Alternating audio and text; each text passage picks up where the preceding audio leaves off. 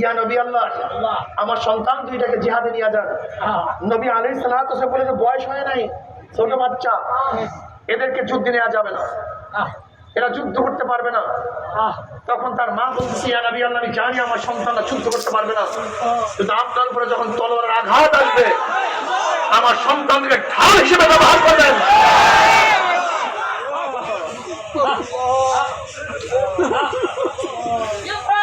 ঢাল হবে মুসলমানের সন্তান।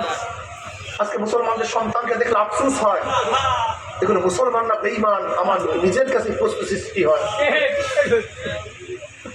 নবী আলাইহিস সালাম তার মার আগ্রহ দেখে বলতেছে, হ্যাঁ নেব, এর মধ্যে যে বড় তাকে নেব, যে ছোট আমি তাকে নেব না। এর মধ্যে বড় ভাইকে ছোট ভাই বলতেছে, ভাইয়া যখন এক জায়গায় দাঁড়াবো তুমি তো আমার চেয়ে লম্বা, নবী আলাইহিস সালাম তোমাকে নিয়ে যাবে, কিন্তু আমি তো যুদ্ধের থেকে মাহরুম হয়ে যাব, জিহাদ থেকে মাহরুম হয়ে যাব। ভাইয়া যখন আমরা দাঁড়াবো তখন আমি আঙ্গুলের উপর দাঁড়াবো, তুমি একটু নিচু হয়ে দাঁড়াবো, আমাদের সমান দেখা যায়। আগ্রহ দেখেন। নবী আলাইহিস সালাতু ওয়াস সালাম যখন পরীক্ষার জন্য দাঁড়া করলেন, নবী দেখলেন একজনে আঙ্গুলের উপরে দাঁড়াইছে আর একটু নিচু হয়ে দাঁড়াইছে, দুজন সমান দেখা যায়। নবী হাসতেছিলেন তাদের আগ্রহ দেখিয়া। এবার দুজন সমান।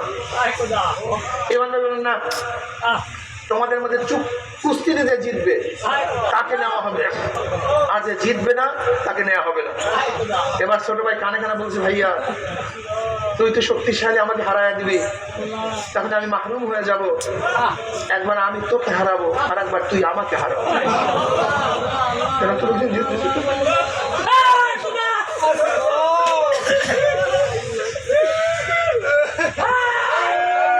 ও মুসলমান, তুমি আমি কে? তোমার আমার চরিত্র।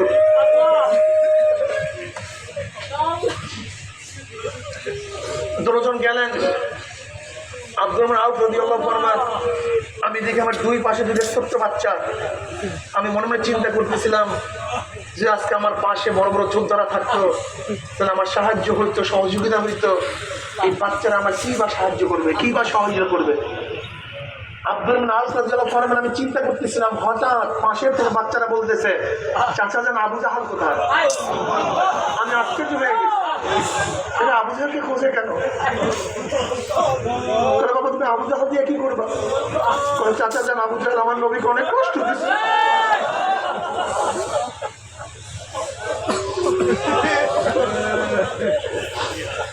আমার নবী আলাইহিস সালাতু ওয়াস সালামের গাড়ির উপরে নামাজরত অবস্থায় উটের পচা নারী বুড়ি সব হয়ে দিছে।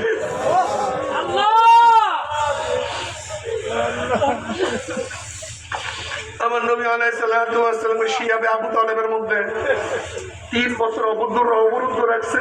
আমার নবীকে খাইতে দেয় নাই, আমার নবীকে পান করতে দেয় নাই। ওরা আমার নবীকে দেশ থেকে ভাগাইয়া দিছে।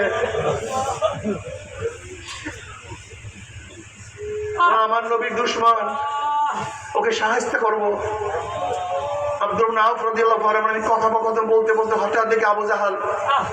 আমি বললাম, বর্ষদা ওই যে দেখো আবু জাহাল। আব্দুর রহমান আউফ রাদিয়াল্লাহু ফরমান, আমি বলার সাথে সাথে দেখলাম আমার দুই পাশ থেকে বাজ পাখির মতো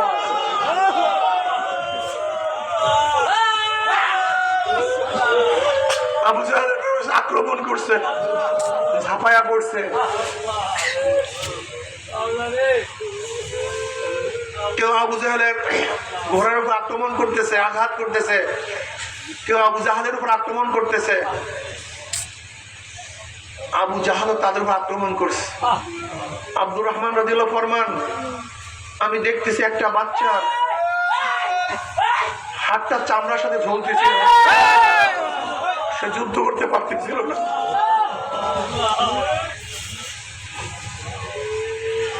হঠাৎ দেখি হাতটাকে পায়ের নিচে চাপা দিয়ে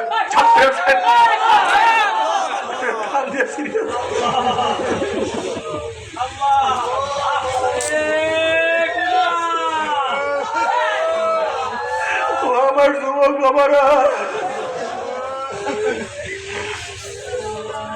ও আমার মুরব্বী বাবারা, ও পর্দালা মা বোনেরা, ও মুসলমানের সন্তানেরা, এই মাঝ মহাজ কিয়ামতের ময়দানে উঠবে, তুমি আমিও কিয়ামতের ময়দানে উঠবো।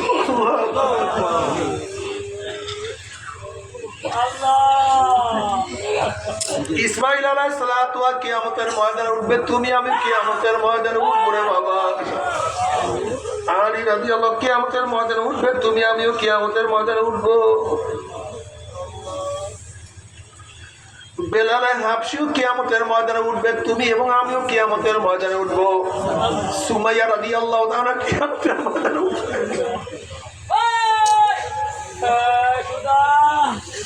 সুমাইয়া রাদিয়াল্লাহু তাআলা ইসলামের মধ্যে, ইসলামের জগতের মধ্যে সর্বপ্রথম শহীদ হয়েছেন, শাহাদাতের মর্যাদা লাভ করছেন। এই সুমাইয়া রাদিয়াল্লাহু তাআলা একজন মহিলা হওয়া সত্ত্বেও ইসলামের মধ্যে সর্বপ্রথম শহীদের মর্যাদা এক মহিলা অর্জন করছেন। এই আবু জাহাল সুমাইয়া রাদিয়াল্লাহু তাআলা লজ্জাস্থানের মধ্যে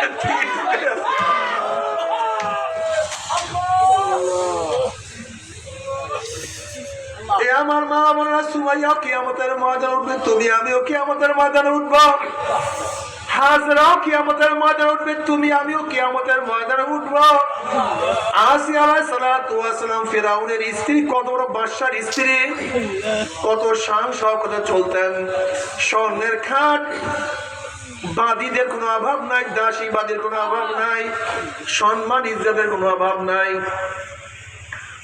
আসিয়া আলাইহিস সালাতু ঈমান আনার পরে ফিরাউন বলছে, আসিয়া আমি দাবি করছি আনা রব্বুল আলা, আমি সবচেয়ে বড় খোদা, আর তুমি আমার উপরে ঈমান না আনলে আমাকে খোদা না মানলে আমাকে কে খোদা মানবে? আসিয়া আলাইহিস সালাতু বললেন, ফিরাউন আমি তোমাকে বাদশা মানতে পারি, কিন্তু আমি তোমাকে খোদা মানতে পারি না। আমানতু বিরব্বি মূসা ওয়া হারুন, আমি মূসা এবং হারুনের রবের উপরে ঈমান আনছি, আমি অন্য কাউকে খোদা মানতে পারবো না। এবার ফিরাউন বলছেন, আসিয়া তুমি যদি আমাকে খোদা না মানো আমি তোমাকে তালাক দিয়ে দেবো। আসিয়া আলাইহিস সালাতু বলছে, ফিরাউন তালাক দিয়ে দাও, বিরহ বেদনা সহ্য করবো, আমি তোমাকে খোদা মানতে পারবো না।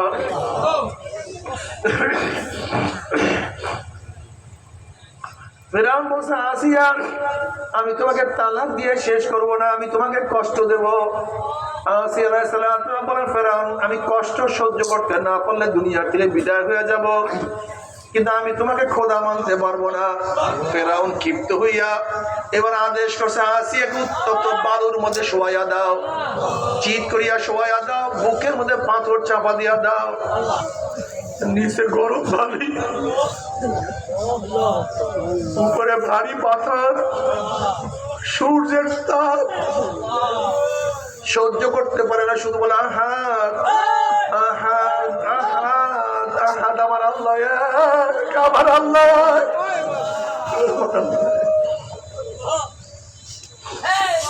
আমি আল্লাহ মাইনে কাউকে খোদা মানি না।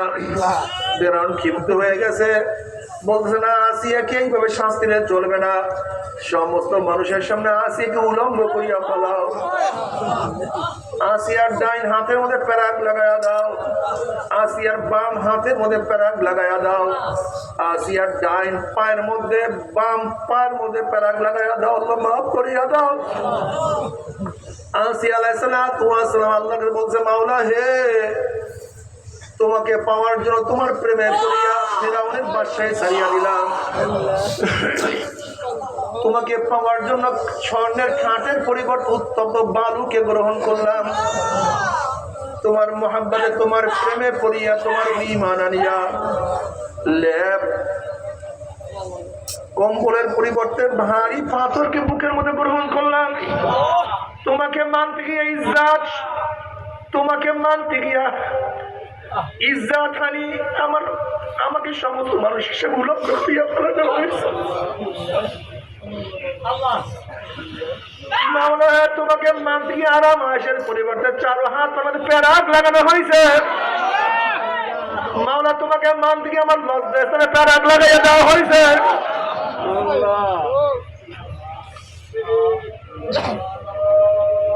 মূসা আলাইহিস সালাতু ওয়া সালাম বলছে, আসিয়া দোয়া কর, সমস্ত আসমানের ফেরেশতারা তোমার দিকে তাকাই আছে, সমস্ত জান্নাতের দরজা তোমার জন্য খোলা হয়ে গেছে। আল্লাহ পাক তোমার অপেক্ষা আছে। তুমি এই মুহূর্তে যেই দোয়া করবা সেই দোয়া আমার মাওলায় কবুল করবে। উম্মে আসিয়া আলাইহিস সালাতু আল্লাহর কাছে দোয়া করে, রব্বি মিন থেকে বাইতাম মিনাল জান্নাহ ওয়া নাজ্জিনি মিন ফিরআউনা ওয়া আমালিহি ওয়া নাজ্জিনি মিনাল কওমিজ জালিমিন। মাওলা হে, তুমি তোমার নিকটের জান্নাতের মধ্যে একটা ঘর তৈরি করিয়া দাও, যেই ঘরটা তোমার নিকটে হবে। যদি জান্নাতের মধ্যে গিয়া তোমাকে না পাই, ওই জান্নাত আমার জন্য জাহান্নাম হয়ে যাবে। যদি জান্নাতের মধ্যে তোমাকে দেখতে না পারি, আমি সহ্য করতে পারবো না, আমার কাছে ভালো লাগবে না। রব্বি বিহিনকা বাইতাম মিনাল জান্নাহ, তোমার নিকটের জান্নাতের মধ্যে একটা ঘর তৈরি করিয়া দাও। জান্নাতে গিয়া তোমাকে না পাইলে ওই জান্নাত আমার জন্য জাহান্নাম হয়ে যাবে। বেতু জান্নাত দুটো কাস্তায় দেলরুবা, বেতু জান্নাত দুটো কাস্তায় দেলরুবা,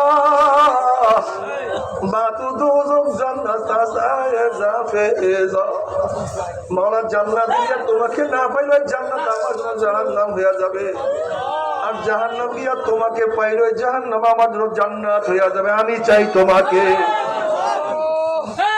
আসিয়া আলাইহিস সালাতু ওয়া সালাম দোয়া করতে দেরি, আমার মাওলার দোয়া কবুল করতে কোনো দেরি হয় নাই।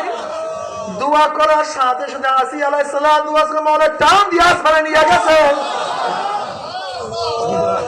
যদি আসিয়া আলাইহিস সালাতু ওয়া সালাম মাওলাকে পাওয়ার নিয়ে এত সাধনা করতে পারে, এত ত্যাগ করতে পারে, সেই মাওলাকে পাওয়ার জন্য তুমি আমি কি ত্যাগ করলাম, হিসাব নিকাশ না মিলাইয়া কেউ মাওলার কবরে যাইও না। ও আমার যুবক, এখন নামাজ পড়তে পারি না, রোজা রাখতে পারি না, অথচ আসিয়া আলাইহিস সালাতু ওয়া সালাম ঈমান আনার কারণে তার কি শাস্তি ভোগ করতেছে এই মাত্র তোমাদেরকে শুনাইলাম। অথচ আমাদের নামাজ পড়লে কোনো শাস্তি ভোগ করতে হয় না, আমাদের ইবাদত করলে কোনো শাস্তি ভোগ করতে হয় না। অথচ সুমাইয়া রাদিয়াল্লাহু তাআলা ঈমান আনার কারণে দুনিয়া থেকে বিদায় দিয়ে দিছে, অথচ তুমি আমি এখন ইবাদত করে ঈমান আনলে তোমাকে আমাকে দেশ থেকে কেউ তাড়াইয়া দেয় না। সাহাবায়ে কেরাম রাদিয়াল্লাহু আজমাইন নবীর দল করার কারণে দেশ থেকে ভাগাইয়া দিছে, কত কষ্ট দিছে, কত তাদেরকে শহীদ করিয়া ফেলাইছে। অথচ তুমি আমি ইসলামী দল করি, এখনো তোমাকে আমাকে কেউ ভাগাইয়া দেয় না। এরপর ইসলামের দল করতে পারি না, আমার নবীকে নেতা মানতে পারি না, ইবাদত করতে পারি না, দাঁড়িয়ে রাখতে পারি না, সুন্নাত অনুযায়ী চলতে পারি না, জবানের মধ্যে জিকির আজকাল জারি করতে পারি না। মুসলমানের সন্তানরা গাঁজা সেবন করে, ইয়াবা সেবন করে, মুসলমানের সন্তানরা মদ পান করে।